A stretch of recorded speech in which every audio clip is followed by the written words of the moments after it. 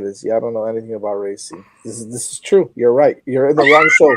Yeah. You're watching the wrong show if you want to hear like super engineer stuff.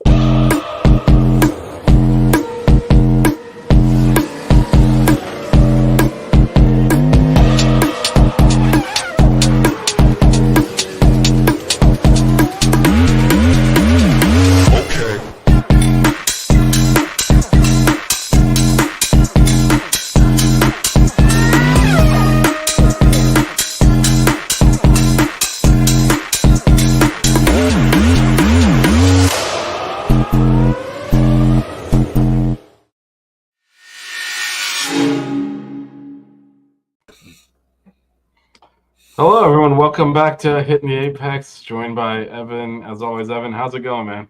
Good. Same old same.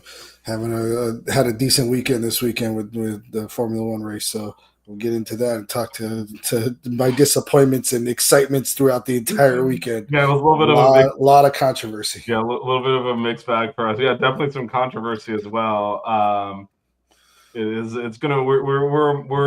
a pro McLaren establishment, especially when Jazz doesn't show up to wave the Ferrari flag. So we had I would say a mixed bag of a weekend. But overall, it was an interesting race. I would say interesting more so than good, maybe. It's probably kind of a little bit of a mixed bag there because there was some overtaking given the long straights, but it wasn't that. I feel like it was more just it was a good race for debating, which is what we do on this show. Yeah. But not necessarily as good of a race for a lot of good driving. The biggest overtake happened because of a 5-second penalty.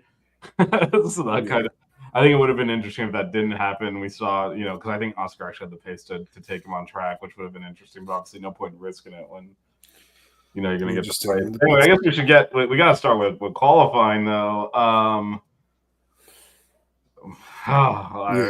What do we even say at this point? Well, our text messages said it all between us this weekend. Yeah, I mean, it's disappointing. He was quicker. This is the frustrating thing, right? Because Norris was quicker all weekend. He was topping the sessions. I'm like, oh man, he's really stepping up here. And then,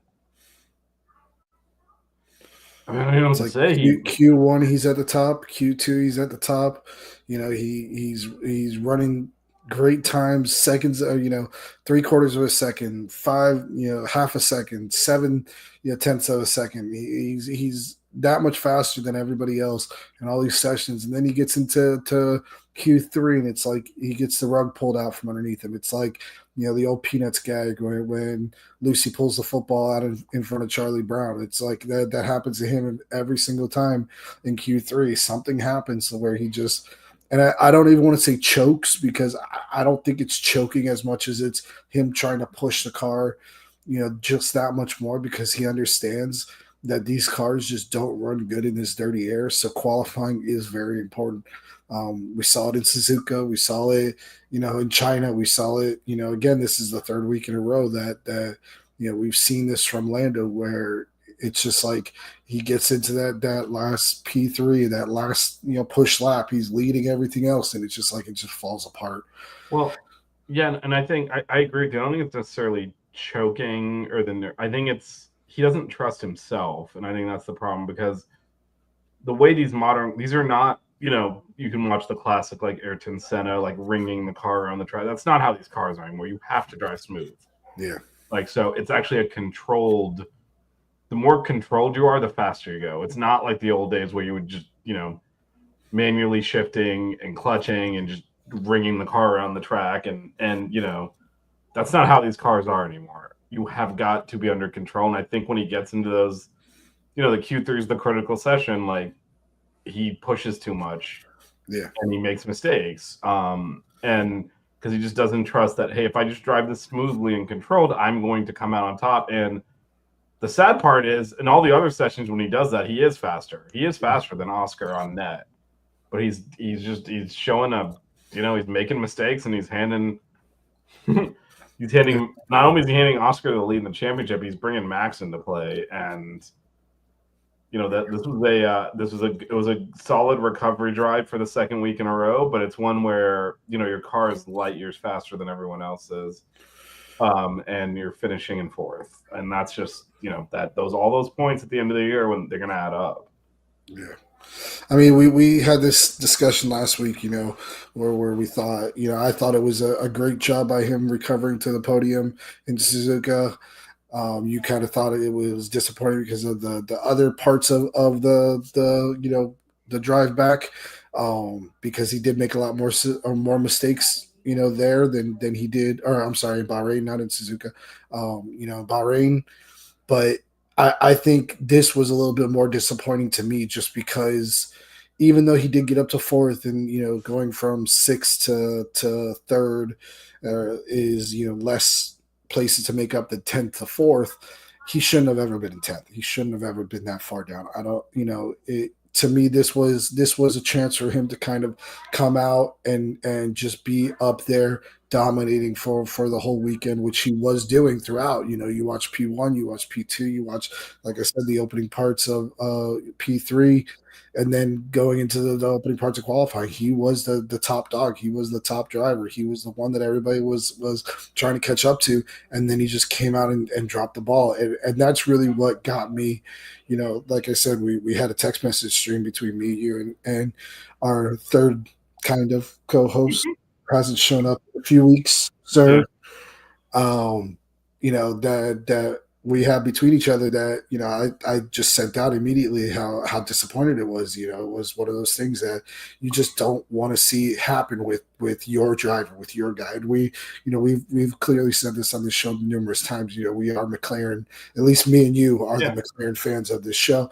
Me personally, as a Lando Norris fan, more than I am an Oscar Piastri fan, but I want to see him put it all together. Once you put it all together, and maybe this is this next couple of weeks or whatever, he'll be able to recuperate. This is an off week now. It's the end of that the 3 races back to back to back. So maybe it'll help out with him a little bit there. Yeah, I think the other thing, I mentioned Max is right there in play. Now we're gonna look at the standings in a minute. I talked about this last week. I have traumas from 2007 and handing Kimi Räikkönen and Ferrari a championship because Alonso and Hamilton kept taking points off of each other. It's really important that McLaren capitalize on these as 1-2s, because they're gonna look. Oscar's won 3 of the 5 races. He's doing great, but he's not going to win every race. He's not going to open that gap up. And if Max is finishing second, and then Lando wins next week, and Oscar finishes third, and then you start, Max is going to be right there at the end, and then it becomes problematic. So, everyone's talking about Rosberg Hamilton situation, and that year both those cars were so far ahead of everyone else, it didn't matter. Like, even when they're idiotically running into each other, it didn't actually matter. One of those two was going to win the championship, and we want McLaren to win the drive. I understand what you're saying. Like, you're more of a Lando fan than an Oscar fan, but either way, we want McLaren to win the drivers' championship. Yeah. And the way they don't do that is stuff like this, where they throw away opportunities for 1-2s, and then Max is opportunistically picking up the points, because there are weekends where Max is going to be faster than both of them. He's going to win those races. If he's getting seconds off of races like this, then you're going to be sitting there towards the end of the year wondering why are we only 5 points up on Max with 2 races left? That's a problem. He's the champion, and he knows how to capitalize, and now he's in play. So he's bringing Max back into play, which is definitely concerning if you're, remember back. I mean, now it's like almost 20 years ago, but you remember back to clearly the fastest car and just infighting. This case, it's not infighting; it's just Lando making mistakes. But those things hurt down the road. So, he needs to at least get up in the second. I will say the one thing I'll defend him on here. I thought they screwed the strategy up pretty badly. I don't know why they left him out so long. Who? Lando. I mean, he was good on the hards. Yeah, he was doing the hards, but he reached the point. I'll look up what lap he pitted at, but it was way past the pit window to go ahead and get onto the faster tire.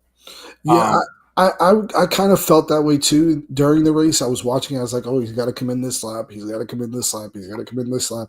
They kept on going a little bit longer. I think there was a window and it was mostly because I was thinking to myself, he's not going to have enough laps to get back. He's not going to have enough laps. He almost caught Leclerc. Yeah, he was right on Leclerc's tail right at And the I feel like very they end should of have it. pitted him earlier. I know they were hanging out for a safety car, but if they pitted him at the optimal time, he would have passed Leclerc because he was on faster. He was on faster car and faster tires too. So I don't think they maximized the amount of time he had on the mediums. They went too long on the hards, and I think that was a mistake because I think they were hanging out for a safety car, which would have obviously been a game changer for him. He could have then come out right on Max's heels, if not in front of him. Even Oscar was close enough where he wouldn't have come out in front of him, but. So I understand what they were doing, but like if they just optimally pitted him when he needed to maximize the quality laps on the mediums, I think he finishes third pretty easily. You see, I think it was something like he pitted on lap 35, and right, it in was a this 50. It was a 50 lap so race. 15 laps on the mediums, like everyone else was doing 20 on full fuel load. So I feel like if they pit a few laps earlier, like you said, he gives him more time to catch up with the car faster. It's on better rubber, and so I think we start talking about would you rather let's say lap 31, would you rather than get off those mediums? I mean, get off those hards, get on the mediums, and then have lap 50 on 19-year-old mediums, or would you rather run those hards another 4 laps, and then lap 50 have 15-year-old mediums? You'd rather just get off the. I mean, to me, the 4 lap, like the few laps, because the mediums still had life in them at the end. Like it wasn't like so. I thought that was a mistake. I get what they're trying to do, because at that point, like, hey, if we get a safety car, it's going to come to play. But I actually think they should have just let him run his race, pit him when it made sense optimally to get off those tires. And I think he probably would have finished ahead of Leclerc. I don't think they did him favors there because he was pulling him in at the end, but it was too late. He ended up only a second back, I believe, or maybe less than second, right? Yeah, it was within a second. He had gone right within DRS, right on the last lap. A couple more laps, I think he would have pulled him in. I guess the other thing, I'm going to reiterate this. I think the way they do the DRS zones at Saudi Arabia is idiotic. This whole, like, at what point do you just have one detection zone for both of those? Because this whole thing where everyone's brake checking each other, I don't want to be in front. Like, you're actively trying to not be in the lead car is just a bad circuit design. And going into that last hairpin, that is pretty regularly everyone's trying to, and obviously, Lando ended up having to do that. Hamilton overtook him twice, and then he had to wait and intentionally stay behind. Like, that's not racing. You don't want that. Yeah. And I do think it would be better off with just having the one detection zone for both of those, and that way, you do then actually benefit from pulling away in the first sector, or take DRS off on one of those sectors. But the fact that, like, there's no advantage to passing in one of the zones because you're going to lose the place back immediately, that's not good. They got to do something there. That's not good circuit design. I mean, I agree and I disagree in my own way. Because I do agree that the way that it is set up right now is a little bit, complicated, convoluted, however you want to put it. It's not the optimal way to have these two DRSs, one right after the other. We saw like you had alluded to, we saw the results of that with the Hamilton and Lando battle. What was it, the first stint, right? When he first went to pass him, or was it towards the end of the race? I can't remember when it happened, but it was when he was trying to pass him. He would pass him going down right before the last hairpin, and then Lewis got the DRS and passed him right back. Twice, yeah. Yeah, he did it twice, and then they were like, "Oh, go to this strategy with McLaren, and basically let him stay in front of you." Now, I think what would be a better situation if maybe they moved the DRS detection zone in that first DRS detection area from where it's at to where maybe it's before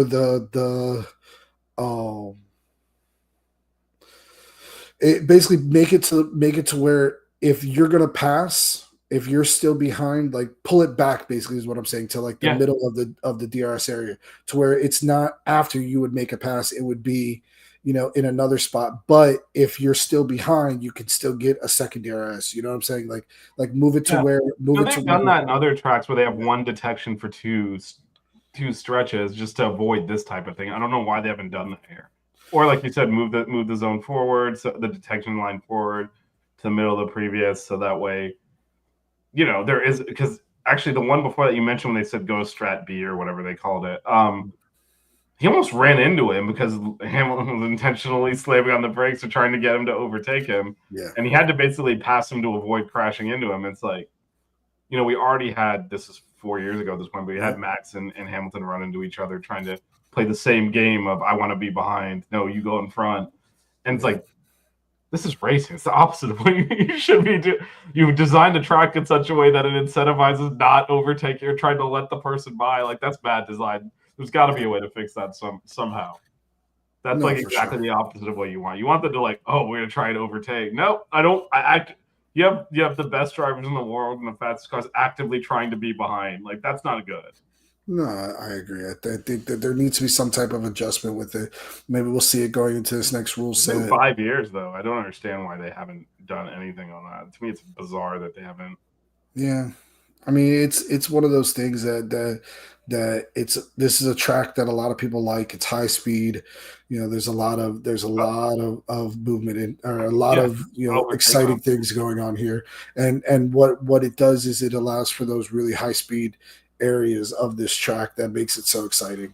Yeah, no, I agree with all. I agree. It's a different type of track too, so it's kind of like a one-off where something is this flat out. I just don't understand why they can mess with the DRS detections and kind of clean some of this up so that doesn't happen. Yeah, because you're having a common. I mean, again, Hamilton and Verstappen came together 5 years ago, but you're one time going to have a Mark Webber crash where someone just full speeds into the back of someone and goes flying because for sure the other person's trying to back out so they're not in front, and it's just they're asking for it. And it's a very simple, like you said, move the detection zone a little bit. You can make slight adjustments, not even a track layout, just the line is here now, and solve some of this. I'm surprised they haven't done that yet. Yeah, I can't believe we've gone 17 minutes and haven't talked about the biggest incident of the race. Let's do it, man.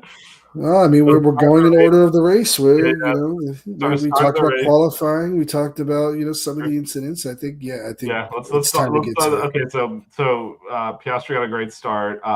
Was kind of even with Max. Looked a little bit ahead into the first corner. Went through. Max drove straight, cut the corner. Obviously, immediately afterwards, we can talk about the Sonoda accident with Gasly, which, by the way, meant you hit your prediction in one spot.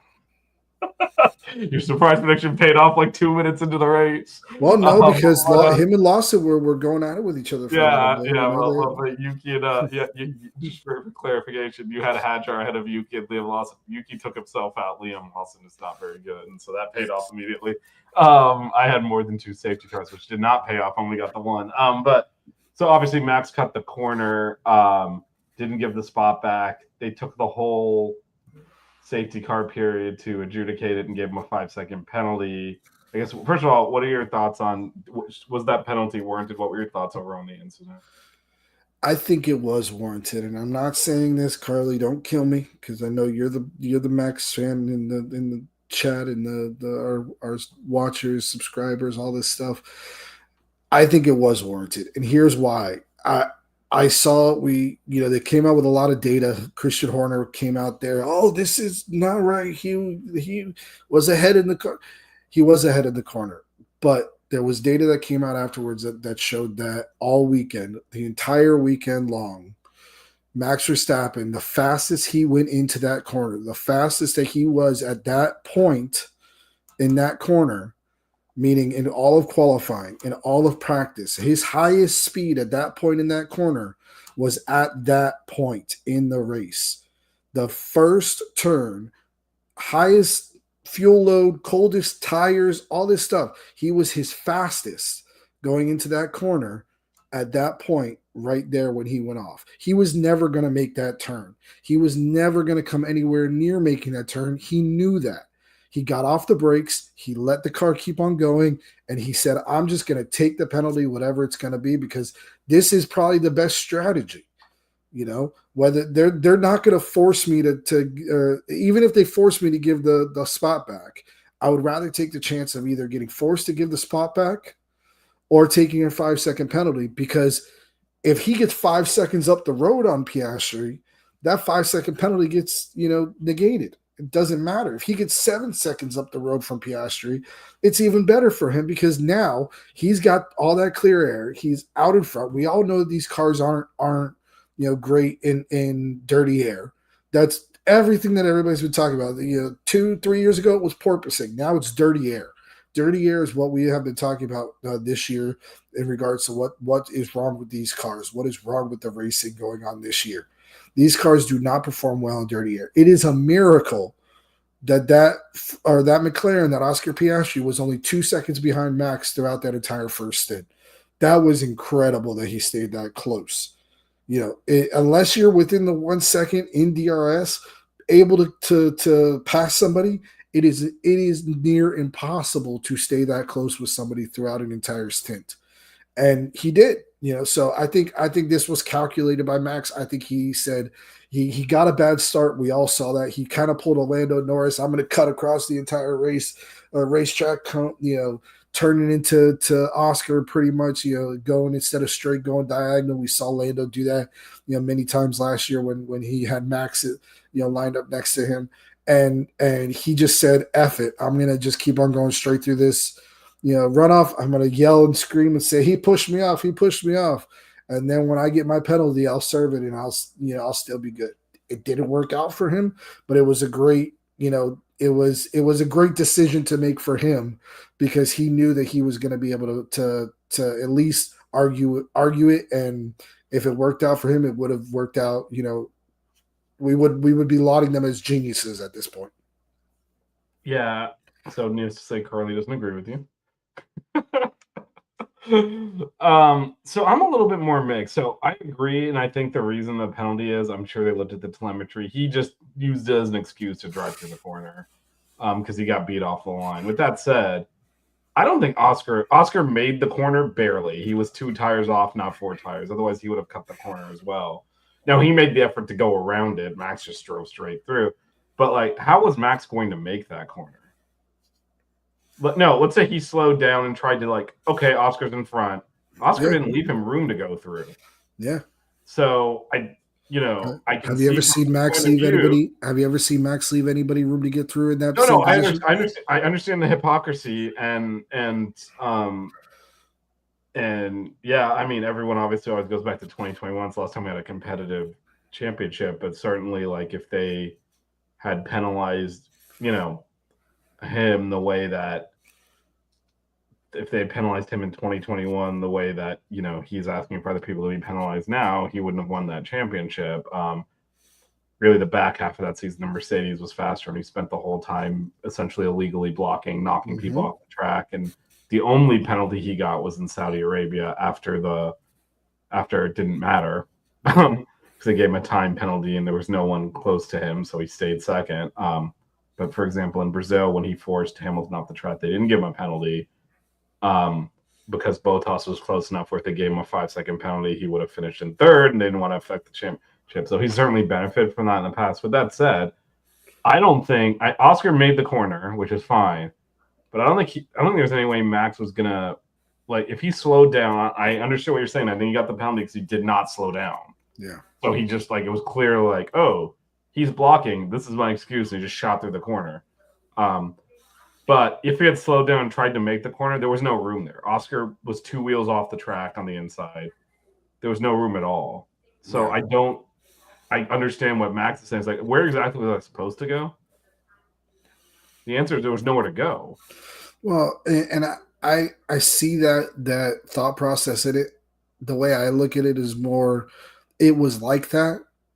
Oscar had to get it to that point because of how deep Max went, because he had Max right next to him all the way through that corner with Max but he going faster. I mean, obviously Oscar had to match where he was because he wanted to stay ahead of him in that corner, which then compromised his corner going into it. If he would have slowed down anymore to give Max the room, then you're basically conceding it to Max and giving Max that corner anyways. You don't want to concede it to him. You want to be ahead in that apex, which clearly, Oscar was. He was, yeah. So he wanted to make sure that he stayed up there. If he would have, tapped on the brakes a little bit harder, got off the gas a little bit more, yes, it would have made it easier for him to stay on the track and be there or give a little bit more room, I guess. But if he would have done that, then say Max slows down himself and stays within the corner and then stays ahead of him going out of the chicane. Because what we got to remember is it's not just a left-hand turn; it was a chicane. So because it's a chicane, if Oscar would have given Max that room, he would have had the advantage going into the right-hander. Right, but isn't he obligated to give some room there? Because he definitely did not. There was no not way necessarily if he hits the apex first. I mean, again, we go back to Max can make that corner no matter how fast or slow he's going, and that's where I have a problem. That's where I am a little bit sympathetic to Max. Like I think he deserved the penalty, just to be blunt, because he didn't try to make the turn. He just drove straight through. He basically treated it as a straight. He slowed down a little bit, went through, and kept going. Everyone else made the corner. So by that, I think that's ultimately to me that's the deciding point. But I think he would have been. I think if he tried to slow and make the turn, and then kind of went across a little bit more cutely versus just going straight.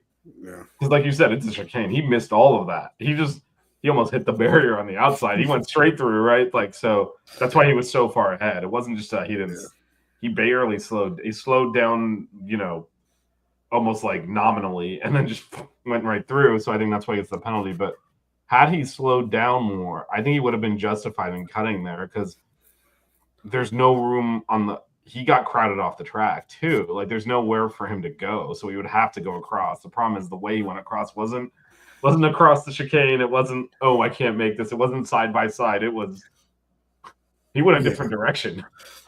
So that's why I think he gets the penalty. But I think if he had tried to make the turn, if he had slowed down, if he had hugged the inside of Oscar and was off the track, but inside of Oscar and kind of actually making the turn, he probably gets away with it. But going straight through, I mean, it's hard then to justify that, because you could then, anytime someone tries to overtake, just drive straight through him. But there was no room, because so I think he did have to penalize it.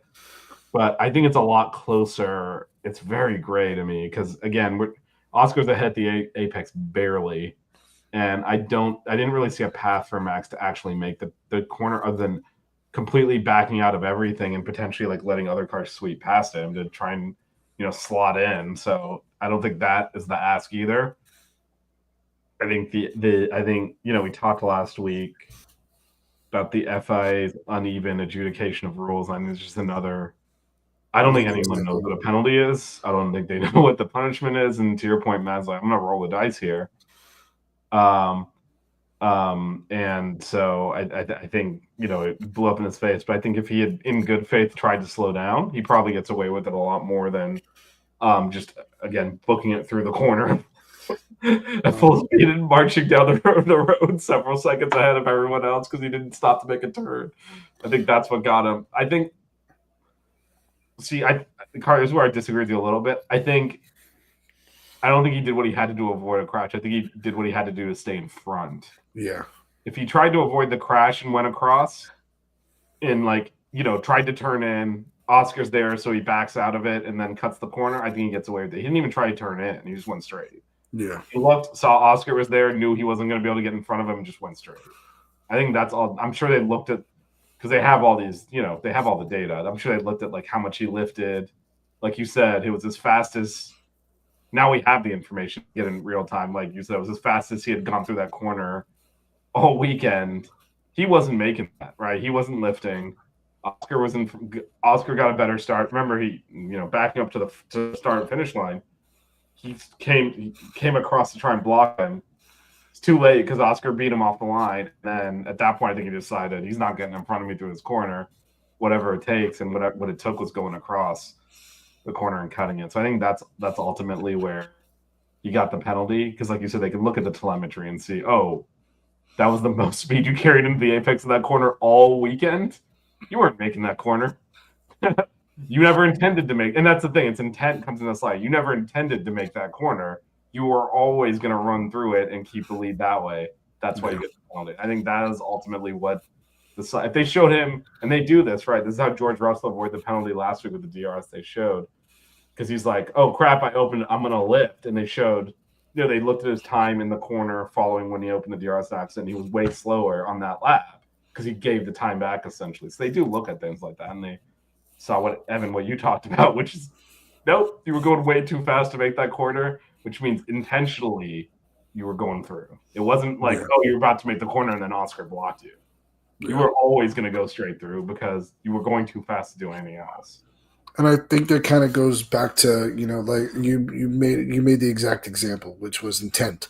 I think they understand that this is what the FIA or how the FIA has been penalizing these situations. That this is possibly a trend that could happen moving forward. I'm going to make a bold prediction and say this isn't going to be the last time you're going to see Max or even Lando or Oscar or Charles or somebody do something similar, at one of these other tracks, moving forward, that they have a situation where they just want to try to be first to that apex. And then if they have to peel off and go off the track, or if they have to, maybe in Brazil, we've seen the turn one madness that happens there, or even, can't say, maybe Monaco, I guess not, because they have or Monza, I guess they have the little chicane thing at the first, chicane. If you go off the track, you have to weave through the barriers or whatever it may be.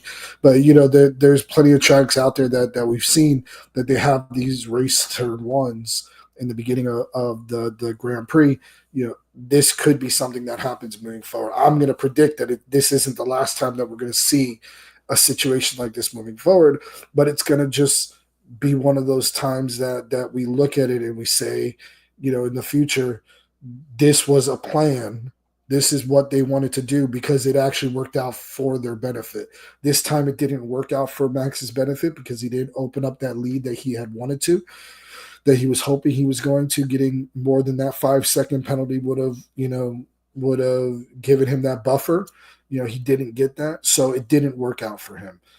If he would have, we would, like I said, we would all be lauding them as geniuses. Hey, he made it work. He got a penalty, but it didn't really hurt him at the end, and he won the race. It did hurt him, so that's why we're all questioning it, and hopefully, like I said, it doesn't happen that way. Hopefully, these guys race fair and they all stay on the track. And well, this is one, like you mentioned, the track matters a lot. Like the reason you don't have this in Brazil is if you try to cut it or whatever, you're going to crash. Like there's no advantage. You have to stay on the track. And, this is one of those rare ones where it's going into, like you said, chicane on the first corner. And there's no advantage to the run. Like there's actually an advantage to going straight through. Like Monza's similar. That's why they put those barricades in place now.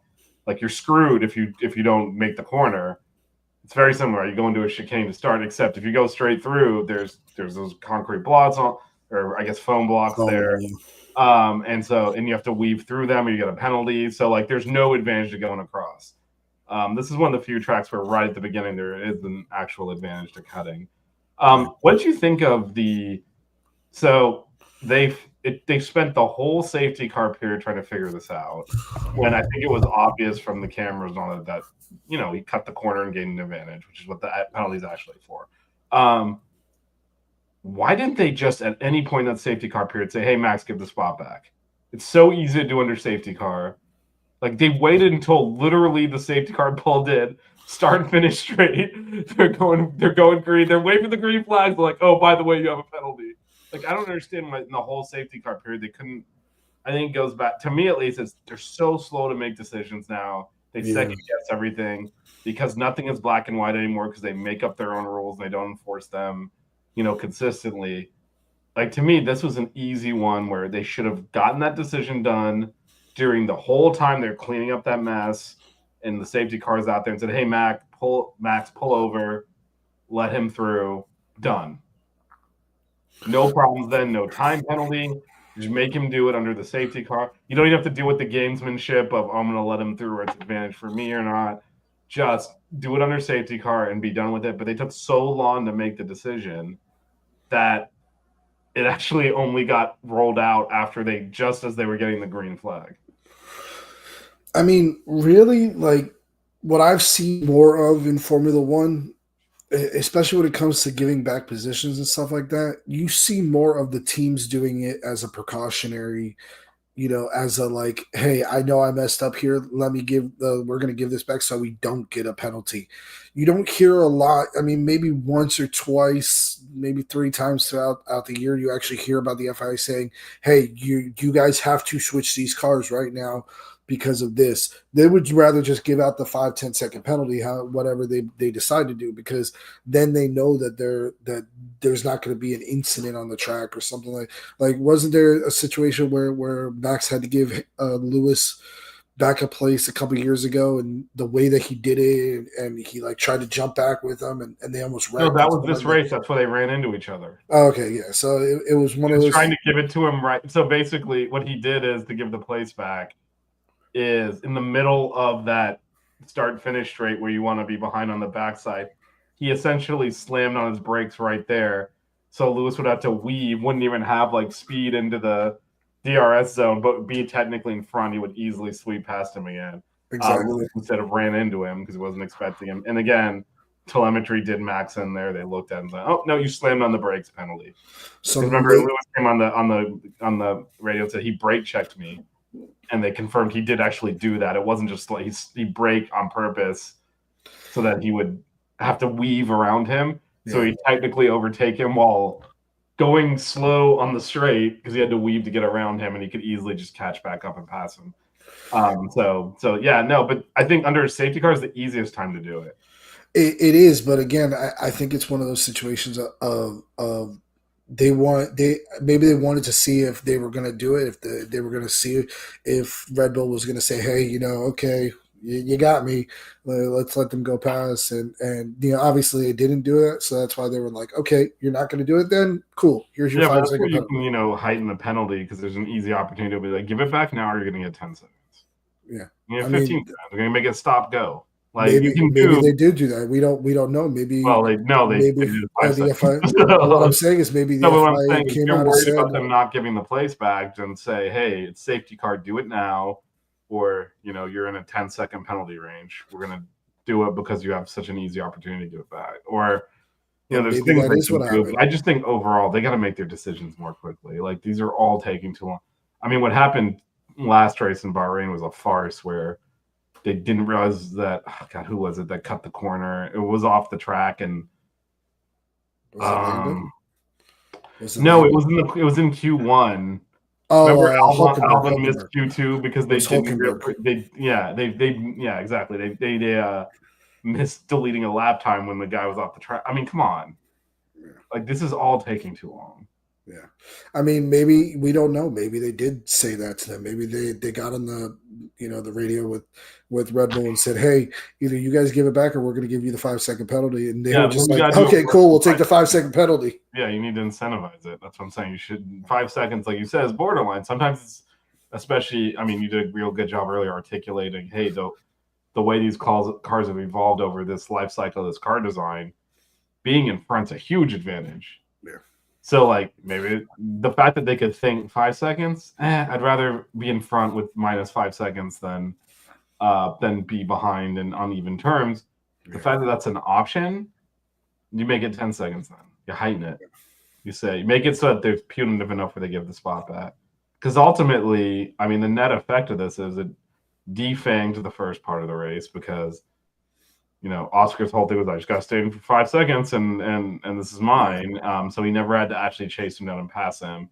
Whereas if they'd given the place back, Max would have been chasing him down, which would have been a lot more interesting and led to better racing. So they kind of defanged the race because, I mean, as we all know, catching and passing aren't the same thing. But if all I have to do is catch and you're going to get it on net because of a penalty, then it takes a lot out of the race. So I thought, I don't think that was the best outcome in terms of racing.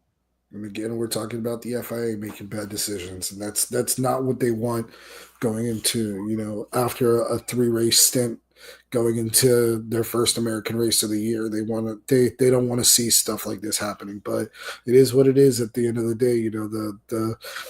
day. I think you said it right, is that they have to make better decisions faster. And the problem is you can't always make better decisions faster. Better decisions take longer, or you get bad decisions faster.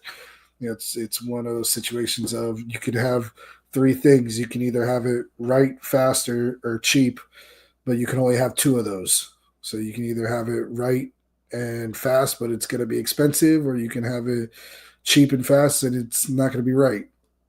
So it's one of those situations, and we kind of want to see better decisions made by the FIA. We want to see better decisions made by these stewards, and we want to see good racing. Overall, I think the weekend was good for racing.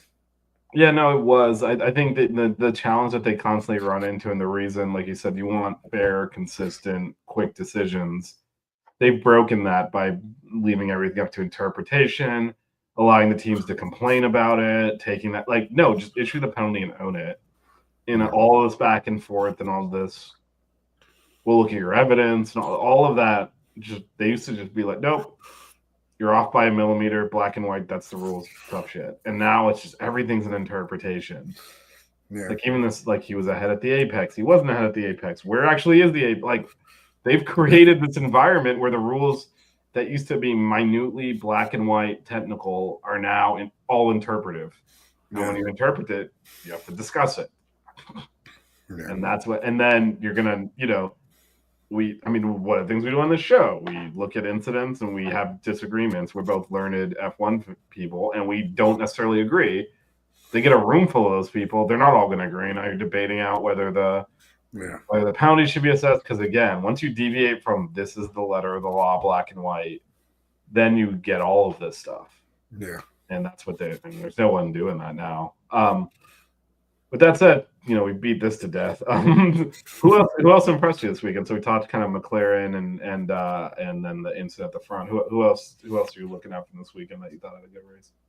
I thought, overall the Mercedes, didn't look that great this weekend, but Kimi being up there in the top, what was it, 7? I think he ended up. We haven't put even the places up yet. We've been talking so much about these. Yeah, let me do that right now. But I think Kimi being up there again in the points looked really good. I was actually, that just reminded me now you brought it up. I was actually really impressed by Carlos Sainz. Carlos Sainz in the Williams, the first race that he's been ahead of Alex Albon. I thought he looked a lot better this weekend, looked a lot more confident in that car. Charles Leclerc, you got to give him, hands down to him because we all knew that McLaren was fast and Lando was catching him, getting past, Russell and Antonelli, pretty quickly after he put those mediums on. But then Leclerc stayed ahead of him going in that last stint. So, I thought that they all looked good. I thought, my prediction of Hadjar being the second best, Red Bull driver overall, he did pretty good getting in the points. So. Yeah, Snowden and Gasly crashed lap 1. And so that took him out. Yeah. Hadjar, I think Liam Lawson was just a mistake by the Red Bull organization, and we're kind of seeing that. Yeah. So, like I said, I think most impressive to me was Antonelli being there in that. Well, again, I think it was top 7 or top 6, whatever it ended up being. Him being up there, I think it was 7th. That was really impressive to me. He's really been impressive to me throughout the entire year. You love seeing one of the these young kids come out there and fight as hard as he's been fighting. Even Hadjar's been doing the same thing. They're not afraid to get in there and tussle with these other drivers. With I think wasn't it Hadjar and Alonso went at it with each other for a little bit, yep. So yeah. It's good to see that these rookies and these younger kids are getting up there with guys who literally have been racing since they were in diapers. You got Fernando Alonso, who's been in an F1 car probably since Isaac Hadjar and Kimi Antonelli were in diapers. Before they could even speak, and they're racing against this guy at full tilt at almost 200 miles per hour going around one of the fastest circuits, in the fastest cars in the world. And it's impressive. It's impressive to see them doing this. So that was really good. But I want to say Lando, but I'm just so disappointed in the fact that he screwed it up in Q1. Or Q3. I mean Q3. I'm sorry. Yeah, no, I mean he's probably a disappointment of the weekend. I will say you called out signs. I'd say both Williams. And they actually, so your guy Hajar, I think, had the better of them towards the end, but they did a good job of team working, and Signs was keeping Albon in his DRS, so Very that much so. for that Hajar was a good teamwork. So Signs was intentionally keeping slower, so Hajar was in his DRS, and he was able to keep him at bay, keep Hajar at bay for Albon. But yeah, we talked coming into the year what's going to be like for Albon to finally have a real teammate. It's fun. It's fun. That car is, Albon's good too, so not a knock on him, but Oh, you're finally admitting that Albon's good. I've been saying this for 2 years. He's good. He's not. You've been saying how you guys have been saying how bad he's been. Hold on a second. Good is a relative term. He's good. Okay. He's not an elite driver, and they treat him as such for driving the allegedly crappy Williams ahead of what it is. But now there's a real driver in the other car. You see, there was actually pace in that car. It's just that when you put in like Latifi in the second seat, you're going to get garbage. And last year it was like Logan Sargent, like that's not an F1 driver. So then now you're seeing, legitimate, they're fairly equal on pace. And you're kind of seeing that good bad, and you're kind of seeing where the car belongs because Albon's being challenged by his teammate. This is the second time Sainz is qualified ahead of him. It's like twice in the last like 3 years that's happened, and it's all him. So it's good to see that they actually have a proper second driver, which brings me to Aston Martin. And I mean, how long are we going to continue with this? I mean, seriously, I don't think Lance Stroll even cares anymore. I honestly think, and there he is, by the way. You guys know what my opinion is on this Aston Martin team. I think they're going gung ho. There was some news that came out over the past couple of days of what was it, $50 million or $500 million contract for Max Verstappen to go to Aston Martin next year. Something that was discussed that may come out before the Miami Grand Prix of him just deciding to leave and go to Aston Martin, which again is my prediction. My prediction that he's going to go next year because of Adrian Newey, because of the Honda. And I think that they are just gung-ho. We don't give a crap about this year. We're going to just get our car set up. It's almost a Braun GP situation where they have a car that they're developing for next year that might be a world beater. That Aston Martin could come out and just be light years ahead of everything else. And if they get Max Verstappen in that car, and that car is designed, by Adrian Newey with the Honda engine that is another year mature, we could see something come around like that 2009 year with Braun GP. So, we could see Aston Martin make that big turnaround. But I just think that they're just done with this year. They don't care. They might be done with this year, but I think Lance Stroll is done trying. I mean, he is mailing this. Like, because Alonso's still trying. They're not developing the car. It's not good.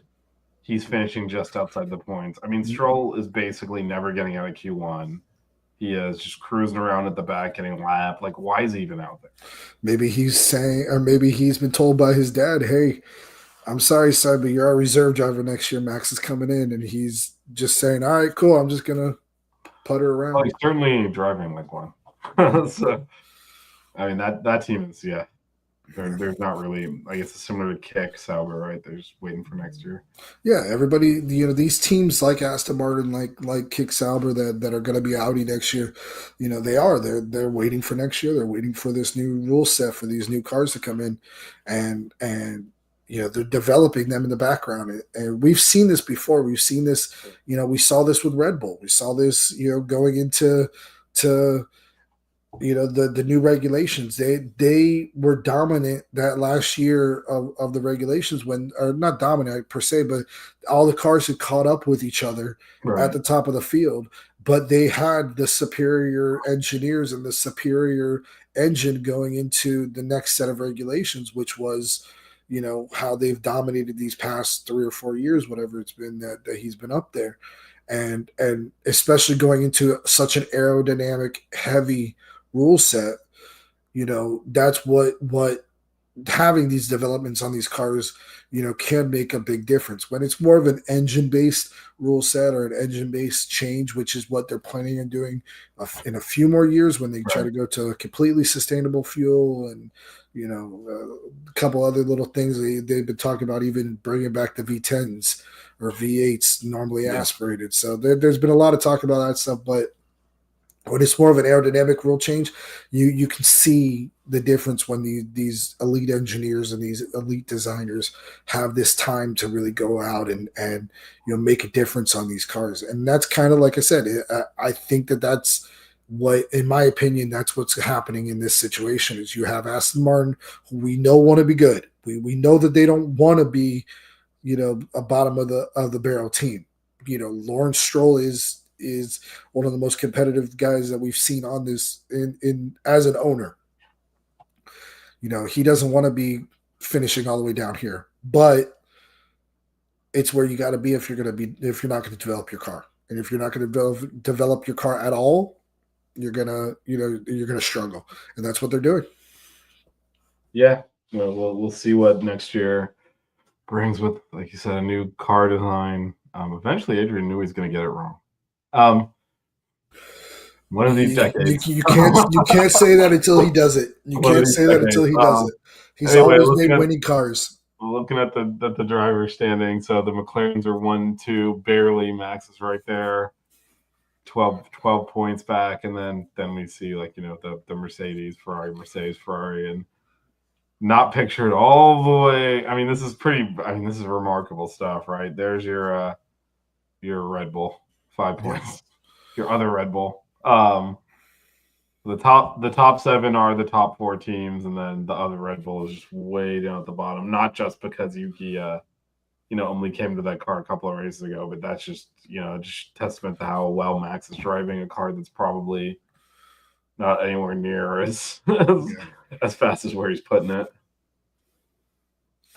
I mean, it's really, George Russell has been one of the most consistent guys. Consistent, yeah, absolutely. Yeah. To show it, this was his worst race, and he was still well within the points. He hasn't made that classic Russell mistake that we've seen him make in the past.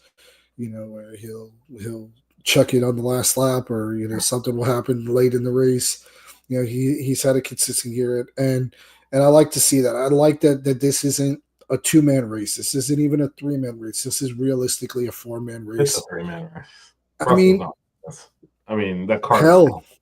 Hell, this is a Verstappen and Piastri locking up and wrecking going into turn 1 this week from Lando being up there on the podium and George Russell being on the podium as well. I mean, think about it like that. We've been talking about what happens if Lando look, I know I like to make fun of George Russell. This isn't a knock on him. That car is not going to win races this year to the extent that it would need to be competitive at the top. It might win a few races. It might win a few races. You got to understand how many races has to win to actually win a champion. He's not going to be anywhere close.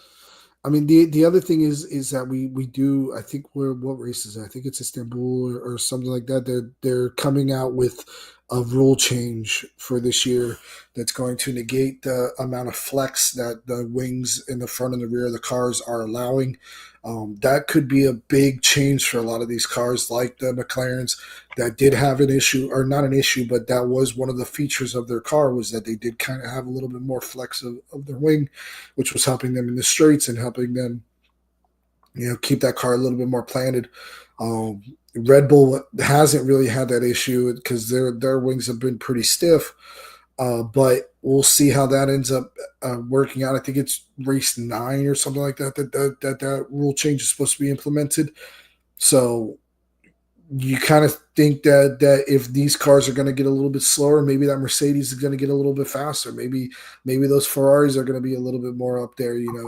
I think Lewis hasn't had the year that he's wanted yet. Maybe he can pull a little bit out of it, later on in the year. I think that this year is going to be a lot tighter than we thought. It's already starting to show that it's a lot tighter than we even were hoping.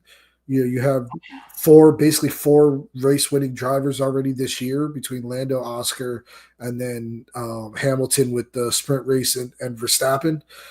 There's going to be at least one or two more. Leclerc's going to probably win a race somewhere in there. Russell's probably going to win a race somewhere in there. I'm not saying Russell. I think Russell will win a race because he's being so consistent. He's gonna pick up the piece. I don't think he's gonna win enough to compete for the championship. That's why I say it's a three. To me, it's a three horse race at the front. And frankly, if the McLarens drive consistently, it'll be hard even for Max to keep up there. Also, I did look. They introduced those new flexi wing tests in China, so they're already there. Well, there was a start to it in China where they adjusted it to where it was like 1 point. It could only move like 1 point something millimeters, but then there's another change to it down the line where it's going to be even more. It's in a few races time that it's going to be an even more stringent allowance because it was like they changed it for China, but they said, okay, it can move a quarter of an inch or something like that here, when in the future it's going to be an eighth of an inch it can only move, and in whatever week it is, week 18 or week 9 or something like that, it can only move an eighth of an inch. So where it was moving at the beginning of the year like a half an inch. So it was like they did lock down a little bit in China, but they're locking down even more moving forward. So I forget exactly what I think. Like I said, it was in Istanbul or one of the races further along down the year that they're gonna implement that. But like I said, it could be a big difference in the way that these cars perform, especially like I said, the McLarens that have benefited from. They were calling it like a mini DRS almost with how much the rear wing was moving. Yeah, so I'm reading through this. It looks like what they were going to. So they talked about this in the winter break, and they were going to introduce these new stricter tests at the Spanish Grand Prix. But they also had the teams put cameras on their cars in Australia in the practice sessions, and they saw the wings flexing. So they actually pulled it forward to China. But because it was right before the Chinese Grand Prix, you're right. They didn't execute the full test that weekend. Yeah, they did a half of the deflection test, but since then they're supposedly doing it. So that is allegedly they've been. Either way, the Mercedes is not winning shit. Maybe a race. It's not going to win the championship. I'm sorry, that man's not doing it. It's going to be one of these three, and I do think the more Norris struggles. Probably the worse it actually is for Verstappen. He needs these two fighting. Yeah, I agree with that. If Lando does this a few more times and Oscar starts to open that gap up, it's going to start being time for number 2 driver status, and let's make sure we get the championship here. The longer that fight goes on, the better it is for Max to just pick up the pieces. Because Oscar's won 3 of the 5 races. Yeah. But, Max won 1, Lando won 1, that was Australia, where Oscar made a mistake and kind of threw away second place, and so that's why he's only up 10 points. But if he strings together more wins and clearly becomes the front runner, then at some point McLaren has to just make him that, and Lando as a support driver, and that's not good for Max because Max needs them taking points off of each other. Yeah, but yeah, no, I think it's a 3-horse race, and I actually think Leclerc will come into play with Russell eventually, and that'll be interesting to see who comes in fourth. Yeah, I mean, like it's going to be a good season from what it showed already through these first 4 races or 5 races. Sorry, so it's definitely a lot better to see this instead of seeing one car really dominate. I mean, even though Piastri has won 3 out of the 5 races, which I mean we could kind of consider almost a domination. Yeah, no, it hasn't really been a dominating performance. You know what I'm saying? Yeah, he hasn't been, lapping the field or anything. But it also does help. We've criticized Lando a lot for the mistakes he's making. Having the fastest car with 2 real drivers in it is something we have not had in a long time. Because that, and Max is close enough to beat them. So now you're getting that 3-horse race. Because, if it was like Piastri and I don't know, Tsunoda or something, this is over. Like he would win every race. Yeah. Or even just, more recent thing like, Hamilton, Bottas was never going to be faster than him. So when they're both in that dominant car, it is Hamilton's going to win most of the races. Bottas is a good driver. He'd win sometimes, but not enough to actually challenge for the championship. So it's kind of like, all right, there's the one guy there. This is different because both Piastri and Norris are in it.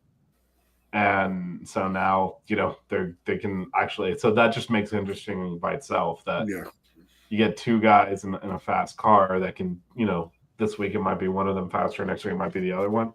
That's going to make it interesting. And then, of course, you throw Max in the mix there, who's, the top driver in Formula One right now, maybe the best ever. Won several championships in a row, just lurking right behind them. It's exciting. It's only a few races, only 5 races in, so a lot of season left. But I think constructors is not going to be nearly as dramatic because McLaren's going to win the constructors. Let's be real here. And then it'll be. I will say, Red Bull's sitting there in third. Those are basically all. Yuki's got 5 points, so and I think were some of those might have been for Racing Bull.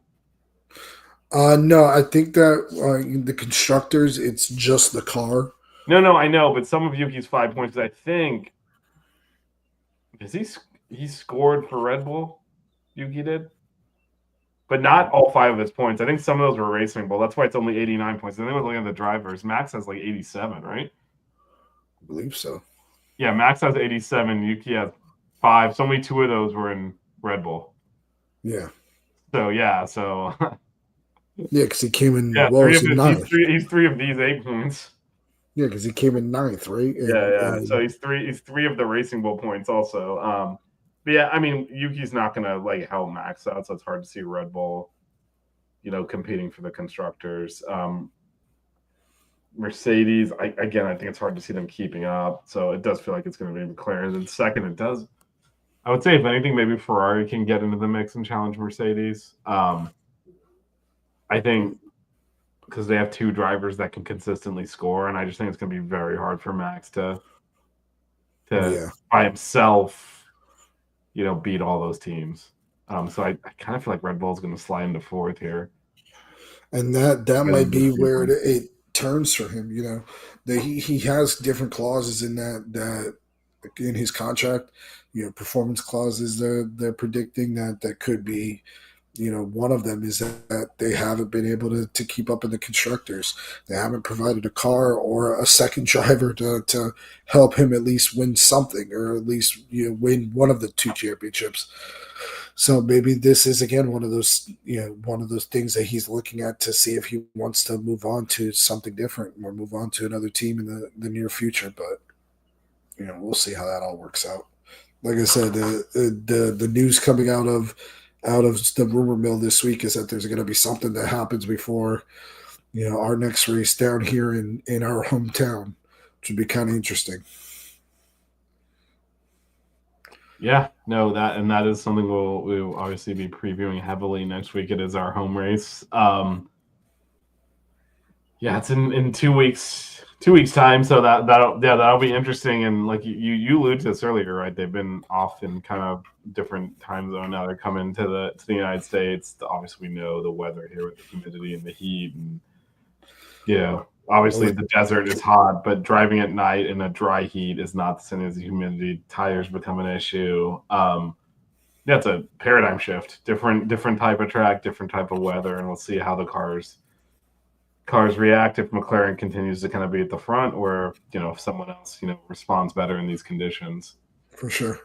I mean, last year we saw it. Last year we saw a first-time winner at this race. Now we're talking about that guy as somebody who should be the front runner, somebody who should be winning this championship. Lando's first win was last year right here.